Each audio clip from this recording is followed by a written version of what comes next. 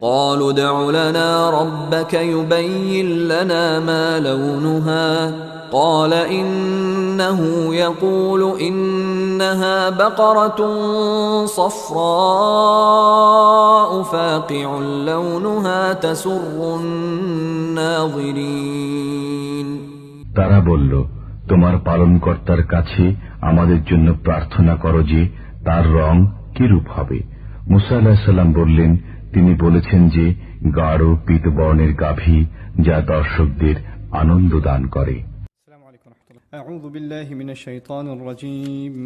قالوا ادع لنا ربك يبين لنا ما لونها قال إنه يقول إنها بقرة صفراء فاقع لونها تسر الناظرين رب اشرح لي صدري ويسر لي أمري واحلل عقدة من لساني يفقه قولي. الحمد لله والصلاة والسلام على رسول الله وعلى آله وصحبه ومن والاه. We're continuing the discussion between Musa alayhi salam and the Israelites. This is ayah number 69. The last ayah, Allah had already communicated to them. First, Allah had told them that it's a cow that is neither too young or too old, it's middle-aged. But then also He ended the discussion, or He said something that should have ended all the questions. He said, فَفْعَلُوا مَا تُؤْمَرُونَ. Do what you've been commanded. Stop overthinking it and asking too many questions, just do what you've been commanded. In other words, that statement in and of itself suggests that there is no more room for further questions. But these people still didn't get it, so they continued the questioning, which means that they weren't done ridiculing the status of Musa alayhi salam and undermining the fact that these are actually commandments of Allah. So قَالُوا ادْعُ لَنَا رَبَّكَ يُبَيِّن لَنَا مَا لَوْنُهَا. They said, call on your master so he may clarify for us what color it is, what is its texture. قَالَ إِنَّهُ يَقُولُ. Once again, Musa alayhi salam says, for sure it is he, meaning Allah, who says, إِنَّهَا بَقَرَةٌ صَفْرَاء. It is a cow, yellow in texture. It's a yellow cow. Now, that's a strange color for a cow. And it's not very common to find that color. By the way, it's considered the most exotic color in ancient traditions for the cow. Okay? So now, first of all, it's yellow, which is hard enough. Now what we're learning here is the more questions you ask about something that is meant to be clear and simple, the more questions you ask, who are you putting in trouble?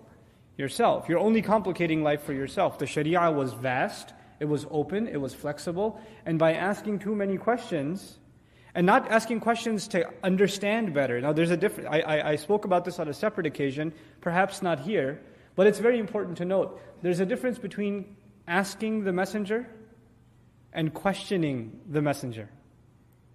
So when you ask the messenger, you're trying to get answers, you're trying to understand better for yourself. But when you pose your questions in a way that aren't meant to understand, you're actually questioning the authority, the legitimacy, the integrity of a messenger, then you're only going to put yourself in further trouble. And a lot of times people frame their questions in matters of Sharia in a way that is disingenuous. It's in a way that it's already suggesting that I'm not convinced that this is a commandment that I should be following. So the question is very telling. It's very telling of the psychology of the questioner. So here they're questioning the integrity of the messenger and of the commandments themselves. Right? Because the first thing they said is, this is a joke. Are you taking us to be a joke? So they're playing that joke further. Now they say, what color is it? If you're really getting that much clarification, how about some information on the color? He says it's yellow. But he doesn't stop there. Now this is Allah instructing through Musa alayhi salam. So he says, فَاقِعُ لَوْنُهَا. Brilliant, deep, and startling is its texture. That's the word faqi'. It's used for texture that is deep, and it's brilliant. It's eye-capturing, right? فَاقِعُ لَوْنُهَا تَسُرُّ النَّاظِرِينَ. And he didn't say لَوْنُهَا فَاقِعُ. It's فَاقِعُ لَوْنُهَا. There's a kind of movement of parts of a sentence here, which suggests it's especially brilliant. It's a kind of texture that you won't normally see. And he adds to that, تَسُرُّ النَّاظِرِينَ. It would please those who would stare at it. The viewing audience. Nadhir is someone who looks at something for a long time. Now what does that mean? I think many of you who've gone on a road trip with your children can attest to this. If they see something strange, like when I used to live in New York City, seeing farm animals was very strange. Because now we're in Texas, so it's okay. But when we go out in the country or we're traveling, out south or something, and the kids see a bunch of horses in a field, or they see like a cow or something, their eyes are glued to the window. Whoa! And they can't take their eyes off of it, right? If a really fancy car goes by, tasurru al-nadhirin, everybody stops for a moment and unfortunately this kind of thing happens with car accidents.